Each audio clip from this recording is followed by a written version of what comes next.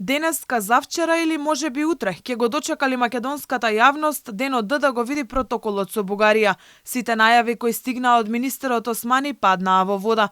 Македонската јавност со денови и недели очекува, ама никако да дочека МНР да го објави протоколот кој според премиерот Ковачевски е завршена работа и осогласена од двете страни, но на чија штета? Бојан Маричик денеска повторно беше прашан од страна на Алфа телевизија кога ќе види бел ден бугарскиот протокол пред македонската јавност, но вице-премиерот воопшто не одговори на поставеното прашање. Во однос на прашавте дали владата го разгледала предлогот, владата ги очекува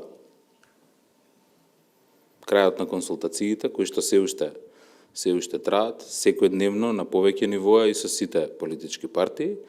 Инаку, протоколот е заменет со зборот годишен извештај и е всушност записникот од втората меѓувладина седница меѓу Скопје и Софија.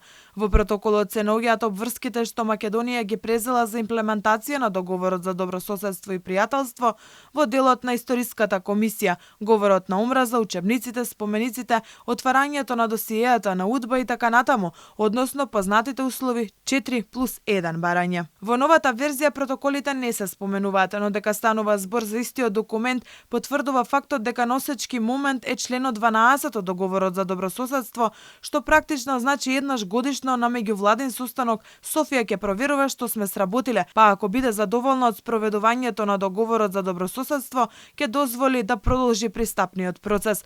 Во протоколот се и записниците од мешовитата историска комисија, што значи дека и доколку власта се согласи историските прашања стануваат дел од преговарачката рамка, наспроти нивните уверувања дека за историјата не се преговара. Додека македонската влада уверува дека протоколот со источниот сосед не е дел од францускиот предлог, бугарската влада го објави уште минатиот месец, а пред да ја напушти функцијата бугарската министерка за надворешни работи Теодора Генчовска, протоколот го испрати до Комисијата за надворешна политика во Софија.